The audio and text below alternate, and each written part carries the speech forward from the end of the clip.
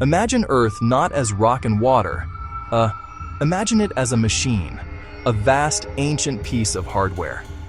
Picture a giant sphere of silicon. Its surface is etched with intricate pathways. Its core glows with immense power. We are born on this machine. We live our lives upon its surface. We build our cities on its components. We move along its pre-designed routes. This is a powerful, unsettling idea. The planet beneath our feet might be more than just a home. It might be a tool, a computer of unimaginable scale and age. Its processes running so slowly, we mistake them for geology and history. Start with the lines. The strange, straight lines that crisscross the globe. Ancient peoples knew them. They built their monuments upon them. They called them spirit paths or dragon lines. Today we call them ley lines. They run for miles, sometimes hundreds, in perfectly straight paths. They ignore difficult terrain, hills, valleys, rivers. They connect sacred places with invisible, geometric precision. Chaotic, yet familiar. Think of a circuit board. These are circuit traces, the pathways for electricity. They carry information. The ley line system bears a striking resemblance to these traces. Not electricity as we know it, but a subtle terrestrial current linking key nodes. These lines are the Earth's wiring, a planetary network for power and data transfer. A motherboard is not just lines. It is populated with components, capacitors, resistors, processors, heat sinks. Each one has a specific function. The Earth's surface is also populated with massive structures. Mountains, the Himalayas, the Andes, the Rockies, are not just wrinkles in the crust. They affect weather patterns. They direct water and store vast mineral deposits. They act like giant capacitors or resistors. Their crystalline formations may even function as processors, stepping down energies in the grid. Now look at the great rivers, the Nile, the Amazon, the Mississippi, the planet's data buses. They carry silt, nutrients, commerce, the arteries of civilization. Deep faults, San Andreas, the Great Rift are immense fractures, zones of power. They behave like regulators, rerouting energy, releasing stress to ensure long-term stability. In any computer, data transfer is everything. It is the movement of information from one point to another. This data is not digital. It is physical. It is biological. It is cultural. Rivers, ocean currents, wind patterns, hardware channels of a global network. Where rivers meet the sea, ports form, I/O terminals between land and ocean networks. Ocean currents are superhighways, transporting thermal energy, regulating climate. They also carry life. Even winds move ideas, genes, pollen, seeds, dust, linking distant ecosystems. This planetary scale movement is Earth's data transfer, the background hum rendering reality. Every powerful computer generates heat. Without cooling, the core would destroy itself. Fans, heat sinks, and liquid plates draw heat away from the core. Now look to the very bottom.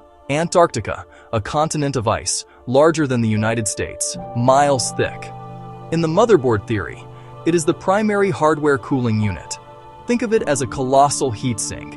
Its mass and reflectivity make it the coldest place, radiating enormous heat to space. Cold, dense water sinks here, driving the global thermohaline conveyor, planetary liquid cooling. This cooling is essential for system stability. Without it, the system would overheat. A sealed unit, pure function, yet vital and active hardware. The silent, frozen heart of climate regulation.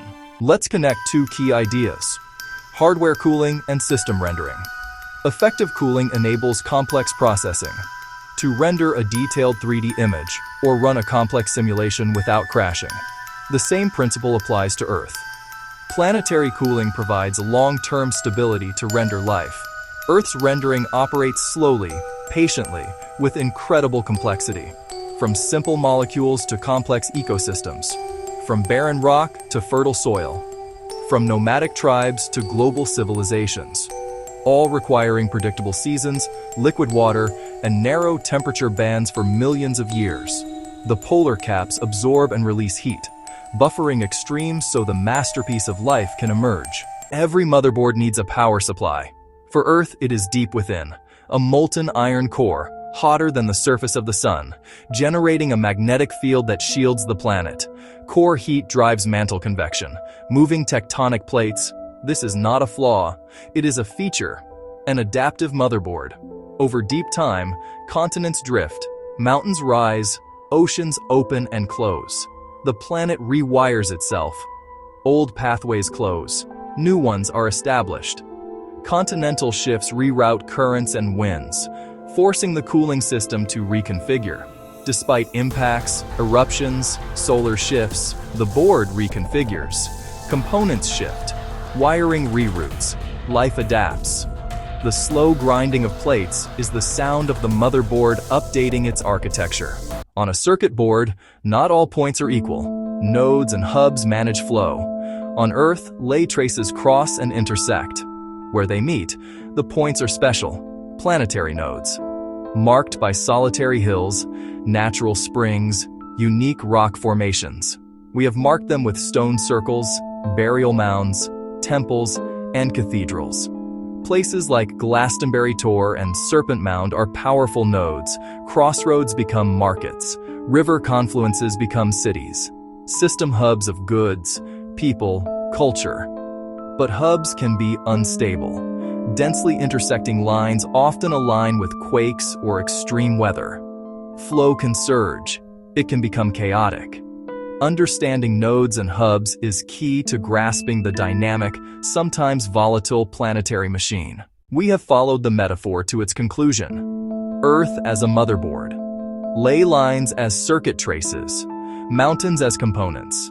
Antarctica as a cooling unit, a system of data transfer and system rendering powered by a molten core.